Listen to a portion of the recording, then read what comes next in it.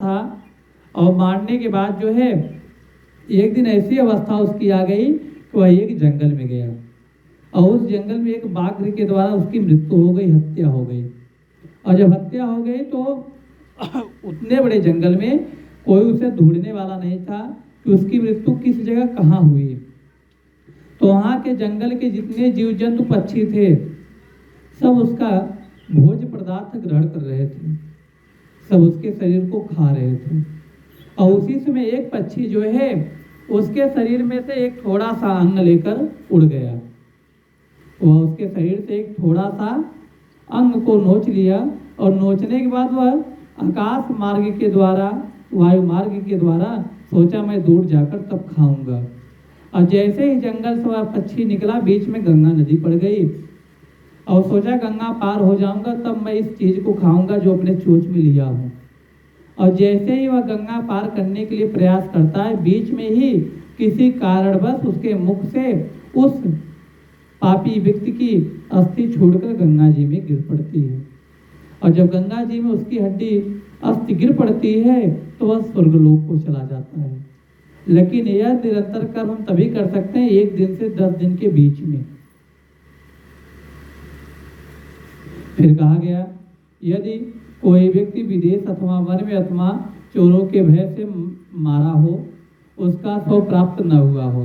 कहा गया कोई व्यक्ति जंगल में मृत्यु प्राप्त कर जाए, कोई व्यक्ति चोरों के हाथों उनकी मृत्यु हो जाए, अगर ऐसे व्यक्तियों की मृत्यु होती है और उनका हमें शरीर न प्राप्त हो, उनका शव हमें न प्राप्त हो, तो हम उनके नाम और गोत्र से एक पुतला बना लें, उसका पुतला बनाकर और उसी का ले जाकर दाह संस्कार करें। और दाह संस्कार करने के बाद उसी दिन से जो है हम उनके कर्म को, उनकी क्रिया को करना प्रारंभ करें। लेकिन कब? जिस दिन से हम सुने हो और उनकी शरीर न प्राप्त हुई हो, उषा का पुतला बनाकर दाह संस्कार करके और अपने आप को अछूत मानकर और पवित्र मानकर जो उनके कर्म को हमें करना चाहिए निरंतर 10 दिन तक।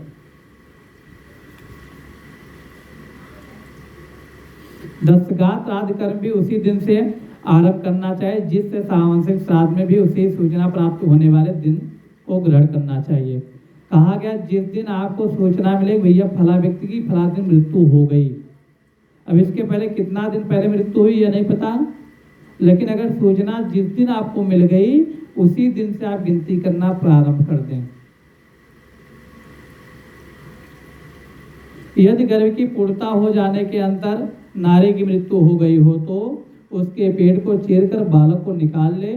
यदि वह भी मर गया हो तो उसे भूमि में गाड़कर केवल मृत स्त्री का दाह करें। कहा गया अगर कोई नारी मृत्यु प्राप्त कर जाए और उसके उदर में, उसके पेट में छोटा सा बालक जन्म लेता हो, अगर वह बालक भी मृत्यु प्राप्त कर गया हो तो माता के पेट से बालक को निकाल लेना चाहिए, बालक को गड्ढे में गाड़ देना चाहिए और माता के शरीर का दाह संस्कार कर देना चाहिए।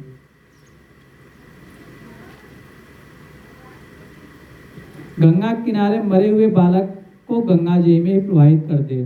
कहा गया जहाँ गंगा जी की नदी आदि न प्राप्त हो, कहा गया जिस जगह गंगा नदी न प्राप्त हो वहाँ बालक को हम गड्ढे में भी गाड़ सकते हैं। अगर कोई बहुत बड़ी नदी है आपके पास में तो वह व्यक्ति ले जाकर नदी में विसर्जित कर सकता है, विसर्जन कर सकता है, बहा सकता है, प्रवाहित कर सकता है। अन्य स्थान पे मरे 27 महीने तक के बालक को भूमि में गाड़ दें। कहा गया हमारे यहाँ कहा गया कि अपने यहाँ 27 महीने तक के बालक को हम भूमि में गाड़ सकते हैं, अगर नदी न प्राप्त हो तब, और नदी प्राप्त है तो नदी में विसर्जित कर देना चाहिए। इसके बाद की अवस्था वाले बालक का दाह संस्कार करें, उसकी अस्थियां गंगा जी में विसर्जित करें तथा जल पूर्ण कुंभ प्रदान करने एवं केवल बालकों के ही भोजन करावें। कहा गया कि जो जिस अवस्था का बालक की मृत्यु हुई हो उसी अवस्था बालक को भोजन भी कराना चाहिए। अगर दांत निकलने के पहले किसी बालक की मृत्यु हो जाए तो हमें दूध को दान करना चाहिए। जब व्यक्ति का दांत निकल जाए, अन्न को ग्रहण करना प्रारंभ कर दे, वह खाना भोजन खाना प्रारंभ कर दे तो अन्न का दान करना चाहिए। जो जिस अवस्था का व्यक्ति हो उसी अवस्था के व्यक्तियों को बुलाकर हमें भोजन भी कराना चाहिए। गर्भ के नष्ट होने पर उसकी कोई क्रिया नहीं की जाती। कहा गया अगर माता का गर्भ नष्ट हो जाए तो उसकी कोई क्रिया नहीं की जाती। पर शिशु दांत निकलने के पूर्व की अवस्था वाले बच्चे के मरने पर, आगे किसी बालक का दांत निकलने के पहले अवस्था वाले बच्चे के मरने पर उसके लिए दुग्ध दान करना चाहिए, दूध दान करना चाहिए।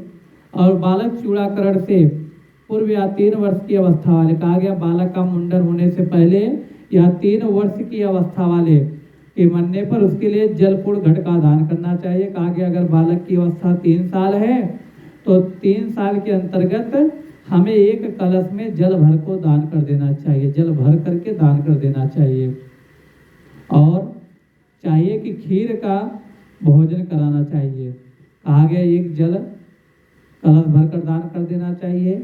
और दूसरी की बात जो है हम खीर का भोजन कराएं।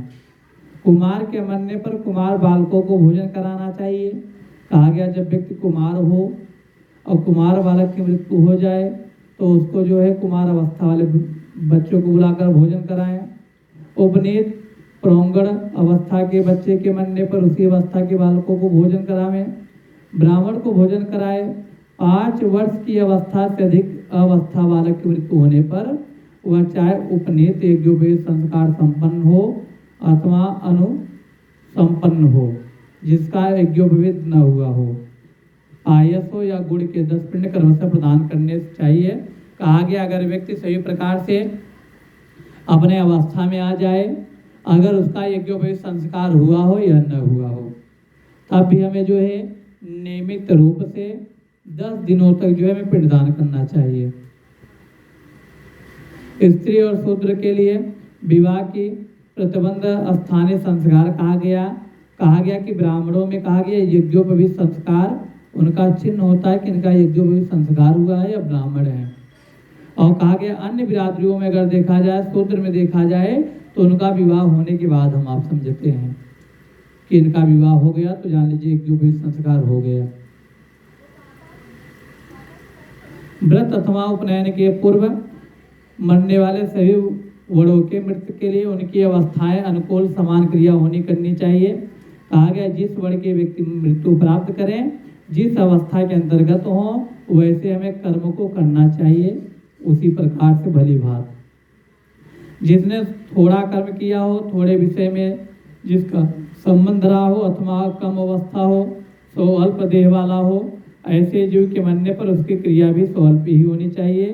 कहा गया अगर व्यक्ति की अवस्था थोड़ा सा ही बीता है तो हमें कम अवस्था वाला ही कर्म को करना चाहिए, 2-3 वाले। कहा गया अगर किसी नवयुवक की मृत्यु हो जाती है तो अपने यहाँ कहा जाता है त्रिरात्रि शुद्ध करने का विधान है, 3 रात बीतने पर शुद्ध कर सकते हैं।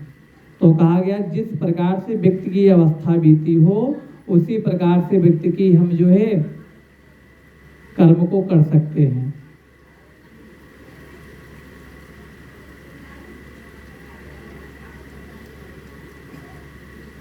सभी प्रकार के सन्यासियों की मृत्यु होने पर उनके पुत्रों आदि के द्वारा न तो उनका दाह संस्कार किया जाना चाहिए और न उन्हें तिलांजलि देनी चाहिए और न उनकी 10 गात्र क्रिया ही करनी चाहिए।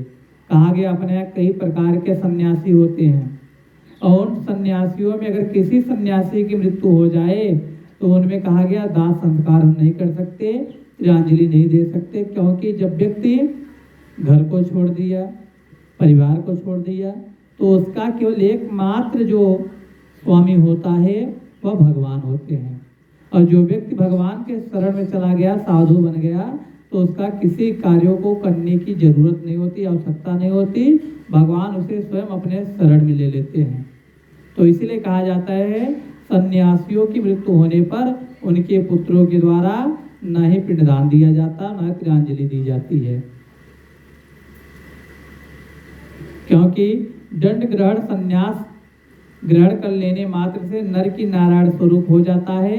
कहा गया जो नर था, जो मनुष्य था, वह दंड को जिस दिन ग्रहण कर लिया उसी दिन वह नारायण का स्वरूप हो गया, भगवान का स्वरूप हो जाता है। और जब भगवान का स्वरूप हो गया तो उसकी क्रिया हमें नहीं करनी चाहिए, वो अपने मार्ग को स्वयं बना लिया। ज्ञानी जन तो अपने स्वरूप का अनुभव कर लेने के कारण सदा मुक्त ही होते हैं। कहा गया जो व्यक्ति ज्ञानी होते हैं, जो साधु सन्यासी बन जाते हैं, वो अपने मुक्ति का मार्ग स्वयं बना लेते हैं। इसीलिए उनके उपदेश से दिए जाने वाले पिंड को भी उन्हें आकांक्षा नहीं होती। कहा गया उनके अगर सगा संबंधित उनका पुत्र अगर उनकी चाहे क्रिया भी कर ले तो बड़ी अच्छी बात है, अगर नहीं क्रिया करता तो उनके पिता को भी आकांक्षा नहीं होती कि मुझे अपने पुत्र के द्वारा हमें पिंडदान मिले, उन्हें आकांक्षा नहीं होती। अतः उनके लिए पिंडदान और उदक क्रिया नहीं करनी चाहिए। कहा गया उनके लिए किसी प्रकार का हम कर्म नहीं कर सकते, किंतु पितृभक्ति के कारण तीर्थ श्राद्ध और गया श्राद्ध करने चाहिए।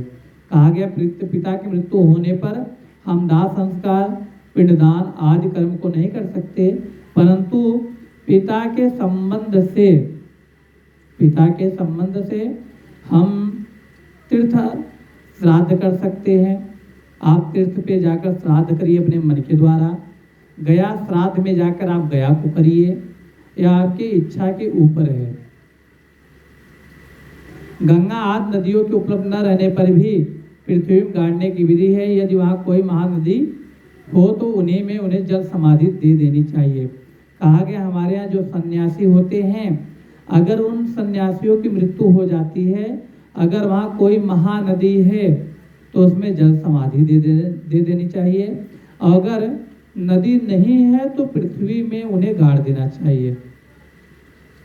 पृथ्वी पर गाड़ करके उनके ऊपर अच्छे फूल छोड़कर और उन्हें प्रणाम करके वहां से चल देना चाहिए।